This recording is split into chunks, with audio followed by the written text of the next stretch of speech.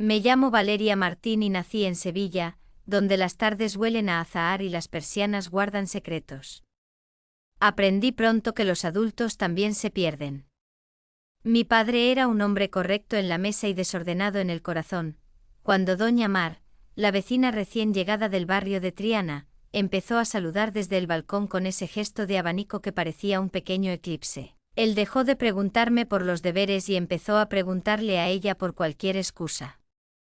Yo tenía 12 años y una bicicleta verde, un día la dejó apoyada contra la pared y nunca la reparó. A veces el amor empieza por olvidos pequeños. Mi madre, cansada de silencios que parecían muebles viejos, se fue a vivir con mi tía a Cádiz. No hubo grandes escenas, solo la puerta cerrándose como una costa en marea baja. Me quedé con mi padre y con los ecos del edificio, el golpe del ascensor, las voces de patio, la radio de doña Mar cantando coplas a media tarde. Nunca pasó nada explícito delante de mí, pero el aire tenía esa electricidad que vuelve frágiles los vasos. Crecí enseñándome a leer la ausencia como si fuera un idioma. Con el tiempo mi padre y yo aprendimos a convivir sin hablarnos de lo esencial. Me daba dinero para las castañuelas del conservatorio y me decía, no vuelvas tarde. Yo volvía pronto, me vestía con vestidos sencillos, algunos con flores, otros lisos, y me quedaba mirando mi reflejo en el cristal del salón, preguntándome si la belleza servía para abrir puertas o para cerrarlas. A los 16 descubrí los tacones de mi madre en una caja, negros, con tiras finas que parecían promesas. Me los probé sola. No buscaba miradas, buscaba equilibrio. A los 18 me mudé a Madrid para estudiar comunicación. La estación de Atocha me recibió con ese murmullo de hojas y maletas que parece un bosque. Conseguí una habitación en Lavapiés, un cuarto con balcón estrecho, un perchero de metal y un espejo alto que me devolvía una versión de mí más valiente de lo que me sentía. Compré un vestido rojo de tela suave, una chaqueta de cuero y unos pendientes dorados que tintineaban cuando reía. También un frasco de perfume que olía a vainilla con algo de sal, como si el mar se hubiera escondido en la botella. No me vestía para nadie en concreto, me vestía para sostenerme. En la facultad conocí a Clara, que venía de Valencia y tenía esa forma luminosa de caminar con prisa. Nos sentábamos en la misma fila, compartíamos café de máquina y listas de reproducción. Un viernes me arrastró a una exposición en Malasaña, paredes blancas, fotografías en blanco y negro, y un público que sabía sentir con la copa en la mano. Allí lo vi por primera vez, Mateo Aranda, periodista cultural, 45 años, camisa azul arremangada, barba muy corta y una mirada que escuchaba antes de preguntar. No era un actor de cine, era otra cosa, un lugar donde parecía que al fin se entendían las palabras. Esa foto está montada para que mires al fondo, dijo a mi lado, señalando un retrato de una mujer en un pasillo. Entra por la seda del vestido, pero quédate por la puerta entreabierta. Sonreí. Me crucé de brazos sin querer, consciente del tacto de mi chaqueta sobre el vestido. Entonces mirar es elegir, contesté. ¿Y si siempre elijo mal? Elegir es vivir con lo que elegiste. Se presentó con una naturalidad que daba paz. No se acercó demasiado, no rozó nada que no fuera el aire. Y sin embargo yo sentí un latido más claro que otros. No me miró como lo había hecho nadie, no como presa, ni como trofeo, ni como espejo. Me miró como si ya supiera que a veces me siento en el balcón con medias de rejilla para recordar que mi piel también es un mapa, y que me gustan los guantes de satén porque hacen de mis manos una ceremonia. No lo sabía, por supuesto, pero yo me sentí adivinada sin haber hablado. Esa noche no pasó nada salvo una conversación larga. Salimos del local y caminamos por calles que olían a pan recién hecho y a promesas tímidas. Yo llevaba botines de tacón medio, él zapatillas blancas con polvo de ciudad. Me habló de su columna semanal, de cómo la cultura también puede ser un refugio y un arma. Yo le hablé de Sevilla, de mi bicicleta verde, de la vecina que bailaba con el abanico como si fuera un faro. No mencioné a mi madre. A veces el silencio también protege. No confundas intensidad con profundidad, Valeria, me dijo antes de despedirse. Es fácil que el ruido nos parezca música. Me reí porque el viento me había despeinado el flequillo y porque a esa hora los semáforos parecían latir. Nos dimos la mano. Él la sostuvo un segundo más de lo necesario, sin apretar, como quien cierra un libro con cuidado de no doblar las páginas. No me pidió el teléfono, yo tampoco. Quedó una suspensión agradable, un acorde sin resolver. Durante semanas lo vi de lejos, a veces en presentaciones, a veces en un café de Chueca donde las tazas llevaban nombres de poetas. Empecé a escribir mejor, a mirar mejor. También empecé a cuidar mis rituales, medias suaves bajo faldas midi, ligeras cintas de encaje que no enseñaba a nadie, labios color vino y una bufanda de lana con la que me escondía en el metro. Nada explícito, solo el recordatorio de que la intimidad es un jardín, y en mi jardín había por fin orden. Un domingo me llamó Clara, ven a la Latina, hay mercado y he visto a tu periodista. Fui con un vestido beige, cinturón fino y alpargatas, me colgué un bolsito de cadena y me perfumé detrás de las orejas, un gesto que aprendí de mi madre. Mateo hojeaba libros usados en un puesto. Me acerqué con una seguridad prestada. Si vuelves a hablarme de puertas entreabiertas, le dije, esta vez dime qué hay dentro. Sonrió y en su sonrisa cabía una terraza al atardecer. Depende de quién entre. Nos fuimos a un bar con azulejos antiguos. Pedimos vermut con rodaja de naranja y aceitunas. Me contó que dirigía un taller de crónica los jueves.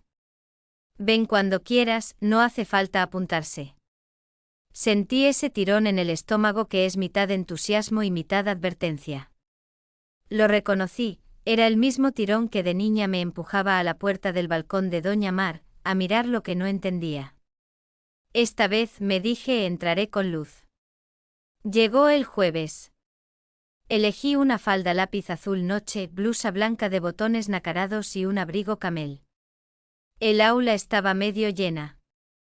Mateo me saludó sin favoritismos, me asignó un texto duro sobre un hombre absolutamente desconocido.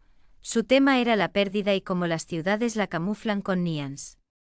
Escribí sin respirar, con la sensación de estar pasando un espejo por mis paredes. Leímos en voz alta, al terminar, él levantó la vista. Has aprendido a poner música sin ruido, dijo. También has aprendido a callar lo importante. Eso, tarde o temprano, quiebra la partitura. Y si no sé decirlo, pensé. ¿Y si hay habitaciones de mí que solo se abren a oscuras? Salimos a fumar al patio, aunque yo no fumo, me quedé con la copa de plástico entre los dedos, jugando con el borde. Él estaba a mi lado sin invadir, con esa distancia correcta que invita a acortarla. Sentí ganas de contarle lo que nunca conté, que crecí sosteniéndome sola, que me he equivocado buscando intensidad donde solo había ruido, que a veces mi deseo se viste de telas y rituales para no sentirse expuesto. No pude. Sonó su teléfono. Miró la pantalla y se disculpó. Tengo que salir un momento. Vuelvo enseguida. Lo vi alejarse por el pasillo. Me quedé allí con mi falda azul y mis tacones que marcaban un compás mínimo. El patio olía a invierno y a pintura húmeda. De pronto, noté que me observaban desde la puerta lateral. Una mujer de mi edad, melena oscura recogida en un moño bajo, trench beige, labios rojos perfectos. Tenía los ojos de quien conoce un mapa que tú ignoras. Tú eres Valeria, ¿verdad? Preguntó con suavidad. Asentí. Soy Teresa, dijo. Y creo que deberíamos hablar antes de que te hagas daño. No dijo más. Solo me sostuvo la mirada con una mezcla de compasión y autoridad. En su muñeca brillaba una pulsera fina con un nombre grabado que no alcancé a leer. Sentí un frío pequeño en la nuca, como cuando una puerta se abre sin que sepas por qué. De pronto supe que Mateo no era una isla, que alrededor de él había corrientes que yo aún no entendía. Teresa sonrió, pero su sonrisa no era un faro, era una advertencia. Aquella noche, de regreso en mi cuarto de lavapiés, colgué el abrigo con cuidado, me descalcé y me quedé un rato en el balcón con las medias de rejilla y la camiseta blanca, respirando el aire tibio de la ciudad que nunca cierra del todo los ojos. Puse mi perfume sobre la mesita como si fuera una promesa. En la calle alguien reía. En mi teléfono un mensaje nuevo: mañana, 7:30, Café Manuela.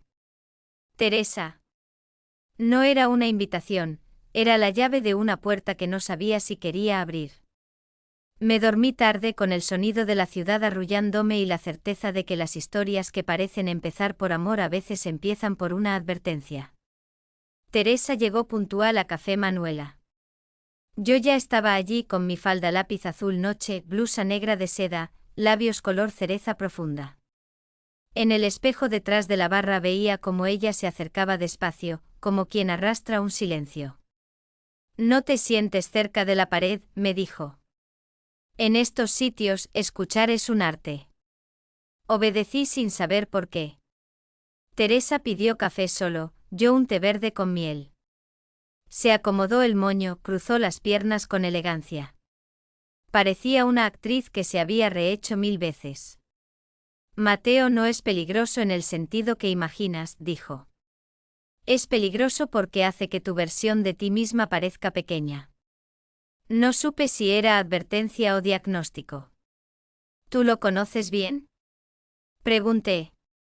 «Yo he visto a 3 como tú antes», respondió sin pestañear. «No eres la primera que se siente escogida. Él escucha, observa, deja que tú llenes el silencio, y cuando te das cuenta, ya no sabes si piensas por tu cuenta o por lo que él sugiere sin decir». Miré mi bolso, toqué la cadena dorada. La ciudad afuera tenía ese ruido de motos, de sirenas y pasos húmedos. Había algo asfixiante y delicioso en esa sombra que ella dibujaba. «¿Y tú quién eres en esta historia?», pregunté. Teresa giró la cucharita en el café, lento como un metrónomo. «La que decidió no ser pieza de nadie». Sentí un pinchazo de orgullo herido. Yo no quería ser pieza. Yo quería ser protagonista. Pero había algo que yo aún no entendía, porque este hombre mayor, dueño de su voz, podía cambiar mi respiración solo con una frase. Esa noche volví andando a lavapiés. Subí al piso, me quité los tacones y me quedé en calcetines oscuros sobre el parquet frío. Abrí una libreta. Empecé a escribir lo que no había dicho. No quiero ser vista como objeto, pero busco miradas que me definan. Me asusta la idea de ser invisible. Me gusta sentir que puedo provocar algo en otro. No sexo explícito, sino poder. Presencia. Cada frase parecía confesar un crimen íntimo. Las semanas siguientes Mateo empezó a escribirme mensajes cortos, enlaces a artículos, citas literarias, preguntas que parecían inocentes. No hablábamos de emociones, no hablábamos de nosotros. Pero la ausencia entre esas líneas tenía forma. Una tarde de domingo lo vi en Chueca, en una librería pequeña con un gato negro durmiendo entre los estantes. Yo llevaba vestido verde oliva hasta la rodilla, medias opacas, botines de cuero. Él me vio antes de que yo lo saludara. «Tú lees como quien se protege», dijo. Yo respondí sin pensar. «Y tú hablas como quien se esconde». Él sonrió y me invitó a caminar. Caminamos. No tocó mi mano. No rozó mi cintura. Y sin embargo toda mi piel estaba alerta. Como si cada paso suyo fuera una orden silenciosa. «Valeria, hay algo que aún no has escrito», dijo. «¿Qué?». «Lo que realmente quieres de ti misma». Esa noche me quedé despierta hasta tarde. Me puse medias de encaje, me senté frente al espejo. No para seducir a nadie. Para mirarme sin miedo. Me di cuenta de que mis rituales no eran vanidad, eran arquitectura emocional. Cada hebra, cada accesorio, era una defensa contra el vacío. En la facultad, mis textos empezaron a cambiar. Eran más cortos, más precisos, más afilados. Los profesores lo notaron. Algunos me elogiaron, otros se inquietaron. Clara estaba feliz por mí. Parece que al fin encontraste tu voz, me dijo. No. No era mi voz. Era una voz que yo estaba fabricando para sobrevivir al silencio. Un día, Mateo me invitó a una presentación privada en un estudio en Malasaña. Había luces bajas, música suave, pocos invitados. Y allí, en un rincón, estaba Teresa. Me observaba como quien ya sabe el final. Me acerqué. ¿Por qué sigues aquí? Pregunté. Porque tú aún no entendiste lo peor, dijo Teresa. ¿Qué cosa? Se inclinó hacia mí despacio con esa calma cruel de quien ya lloró todo lo que tenía que llorar. Lo más adictivo no es él. Es como tú te sientes cuando él te mira. Sentí vértigo. Como si estuviera al borde de un balcón muy alto. Entonces Mateo apareció detrás de mí, y su sombra se proyectó sobre mi hombro como una firma. Valeria, dijo con esa voz que conoce los ritmos del peligro, necesito que escribas algo para mí. Algo que aún no te atreviste a escribir. ¿Qué? Tu primera mentira consciente. Y yo supe en ese instante que estaba entrando en un territorio sin mapas. La escribí en un papel pequeño con mi letra más elegante, esa que uso solo cuando quiero que algo parezca verdad. Era una frase sencilla, pero cargada de veneno. No necesito que me elijan. Sabía que era mentira. Yo vivía para ser elegida. Cuando llegué al estudio la semana siguiente, Mateo me esperaba con un vaso de agua con limón. Teresa no estaba. Había silencio de museo. Él tomó el papel, lo leyó, y lo guardó en el bolsillo interior de su chaqueta. No comentó nada. Esa indiferencia me perforó más que un insulto. Ahora tienes que actuar como si fuera verdad, dijo. Esa frase fue una orden invisible. Y yo la obedecí. En los días que siguieron, fingí distancia. Fingí calma. Fingí que podía desaparecer de su órbita. Pero cada noche en mi habitación, colgaba mi vestido midi cuidadosamente en el perchero, alineaba mis tacones negros, ponía mis medias de seda sobre la silla. Era una coreografía mental. Una forma de sostener mi poder imaginario.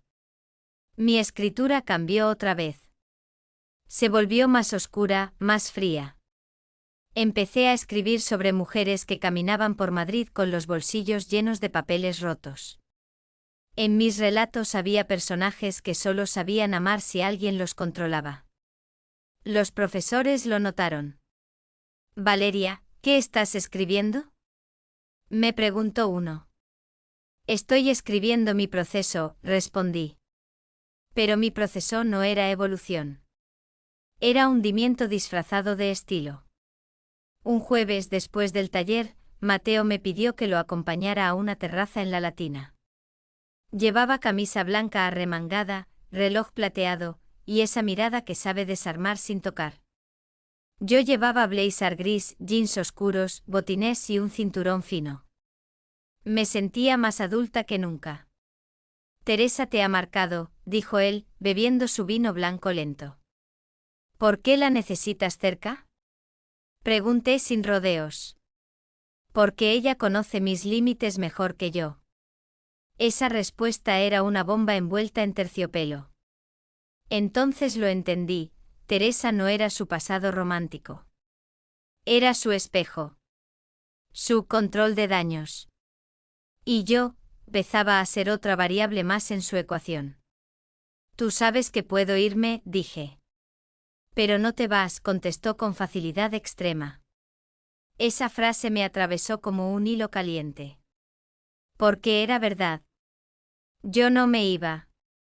Una noche sola en mi cuarto me puse un camisón satinado color champañe, me recogí el pelo con un clip dorado, y me senté en el balcón con la ciudad respirando debajo. Tenía un cigarrillo entre los dedos, pero no lo encendí. Solo me gustaba la imagen, el poder de la pose. Me imaginé a mí misma como una pintura. En el móvil apareció un mensaje. Teresa. No eres la única que quiere ser elegida.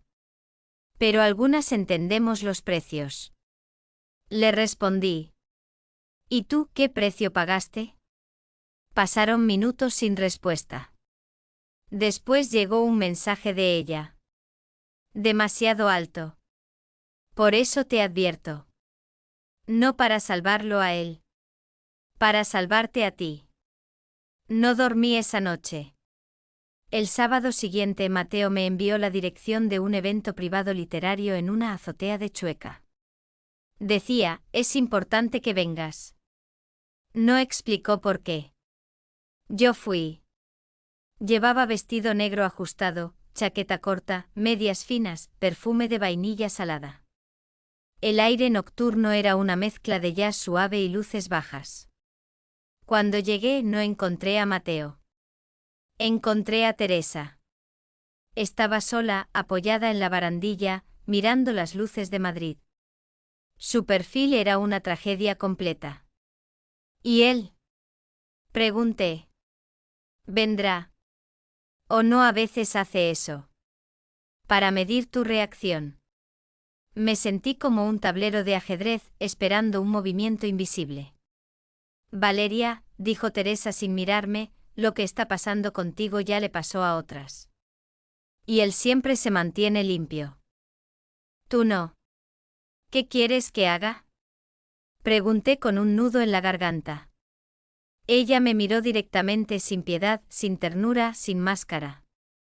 Quiero que decidas si quieres ser protagonista, o material de entrenamiento. En ese instante detrás de nosotras abrió la puerta de la azotea. Era Mateo. Nos miraba a las dos con una calma aterradora. Y su mirada, no era la mirada de un hombre sorprendido. Era la mirada de alguien que ya sabía que nosotras estábamos allí juntas. Como si él mismo hubiera diseñado esa escena. Mateo nos miró como quien evalúa un ensayo final. No saludó, no sonrió. Caminó hacia la barandilla, se apoyó y dijo: las historias más poderosas son las que dejan cicatriz. Teresa bajó la mirada. Yo permanecí inmóvil. ¿Qué esperas de mí? Pregunté. Que escribas sin miedo, respondió él. Y para eso tienes que romper algo primero. Yo sentí una presión en el pecho. Había algo frío detrás de esas palabras. No era motivación. Era método. Yo era material de laboratorio emocional. Teresa se marchó sin decir adiós. En las siguientes semanas sentí como si mi vida se hubiera reducido a 2 dimensiones. Las clases. El mundo alrededor de Mateo. No había más. Mis amigas se convirtieron en ruido periférico. Las llamadas de mi madre desde Sevilla las contestaba con monosílabos. Dormía poco, comía cualquier cosa. Pero seguía vistiéndome cada día como si fuera escena de película, faldas lápiz, blusas sedosas, labial rojo profundo, perfume dulce salado. Como si mi piel fuera una historia que tenía que impresionar a un juez invisible. Mis textos se volvieron más crudos, más nítidos. Había páginas que parecían confesiones disfrazadas. A los profesores les daba miedo preguntar. Y yo no daba explicaciones. Un viernes encontré a Mateo en la misma librería de Chueca, sentado en el suelo entre 2 estantes, subrayando una frase. Me senté frente a él. ¿Qué soy yo para ti? Solté de golpe. Él cerró el libro despacio. Tú eres alguien que quiere aprender a dominar su deseo. ¿Y tú me enseñas o me utilizas? Las dos cosas pueden coexistir, dijo. Esa respuesta era peor que un insulto. Empecé a acudir cada jueves a su taller. Ya no iba a buscar aprobación, iba a buscar choque. Dosis. Impacto. Como si necesitara sentirme viva solo cuando él me desarmaba con una frase. Teresa apareció un par de veces. Ya no intentaba salvarme. Me observaba con tristeza, como se mira un incendio sabiendo que ya nadie lo va a apagar. Una tarde, después del taller, Mateo me pidió que lo acompañara a caminar por Gran Vía.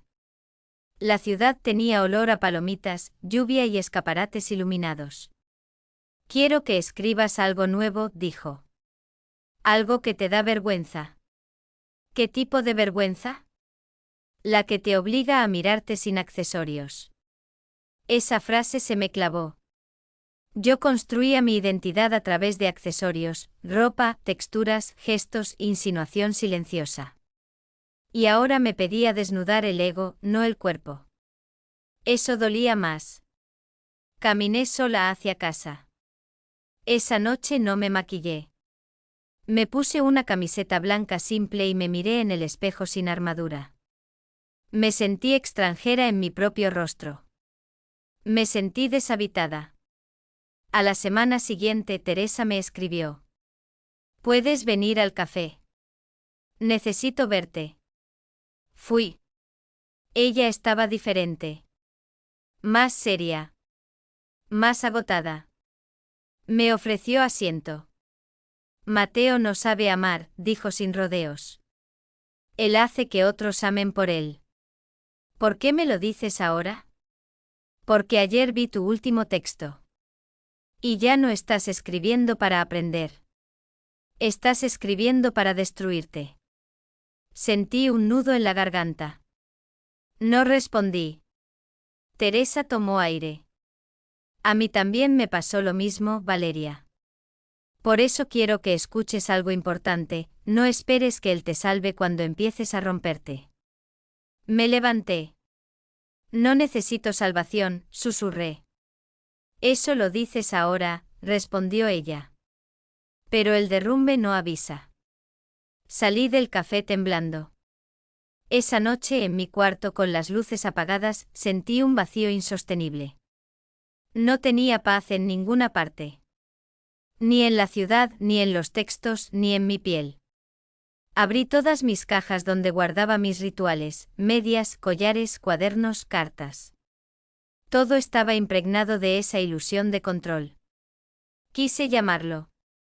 No lo hice. Quise llorar. No pude.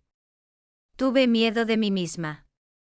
Miedo de mi propia mente cuando ya no encontraba estímulo. Al amanecer me senté frente al portátil y empecé a escribir un texto donde revelaba mi dependencia emocional. Fue la primera vez en meses que no escribía para él. Lo escribía para no desaparecer. Cuando terminé, recibí un mensaje de Mateo. Necesitamos hablar. Solo esas 3 palabras. Y yo supe con un frío metálico recorriéndome las manos, que esa conversación podría definir el destino de todo. Mateo eligió un lugar silencioso para esa conversación, una sala pequeña dentro del mismo estudio donde yo asistía al taller. Luces bajas, olor a madera, el sonido lejano de la ciudad filtrándose como una respiración. Cuando entré, él no me ofreció asiento. Se quedó de pie. Leí tu último texto, dijo. Ahí estás tú por primera vez. Sin máscara. No supe si eso era elogio o sentencia. No quiero ser tu experimento, le dije. Pero ya lo eres. Ese ya fue como un disparo invisible. Entonces le pregunté algo que llevaba semanas dentro, clavado como astilla. ¿Alguna vez te importé de verdad? Mateo caminó 3 pasos hacia mí despacio como quien mide su sombra. Valeria, tú eres talentosa. Pero tienes un vacío demasiado grande. Yo solo te lo señalé. Y te aprovechaste de él. No. Yo solo lo iluminé. Ese hombre sabía usar el lenguaje como un bisturí. Yo respiré hondo. Sentí mis botines negros sujetos a la madera del piso, mi trench beige sobre mis hombros, y mis guantes cortos dentro del bolso, mis pequeños rituales, mi teatro personal. Pero en ese momento por primera vez, sentí que la ropa no me protegía.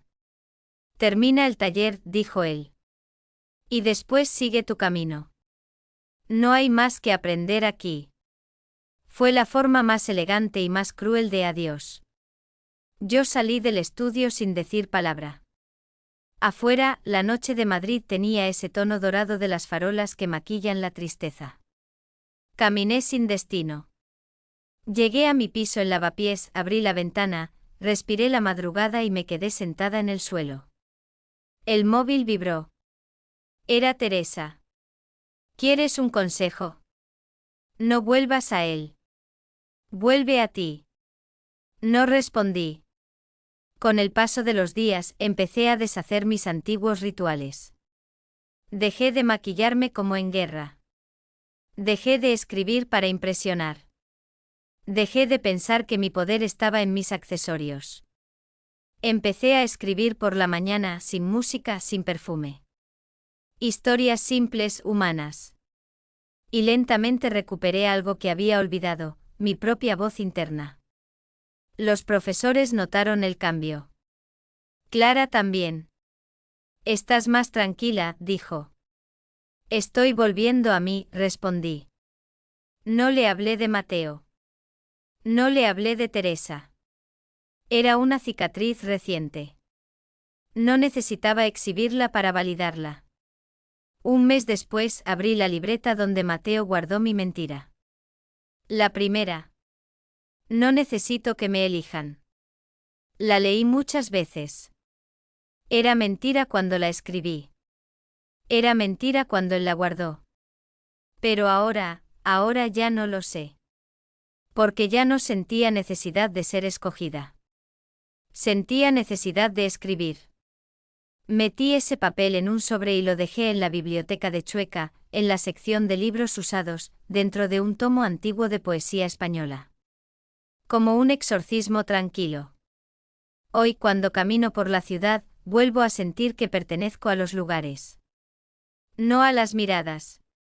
Sigo usando mis tacones, mis collares, mis medias suaves. Pero ahora son míos. No son disfraces para ser aprobada. Son parte de mi estilo, no de mi prisión. Y cada vez que huelo la vainilla con sal, mi antiguo perfume, sé que cierro una puerta que alguna vez me devoró. Madrid sigue sin dormir. Y yo al fin duermo. O casi. Porque hay noches en que me despierto y siento que la historia no terminó allí. A veces recibo mensajes sin nombre, solo puntos suspensivos. O enlaces a artículos nuevos sin firma. Y no sé decir con certeza si Mateo quedó en mi pasado. O si apenas fue el prólogo de algo más oscuro que aún se está acercando.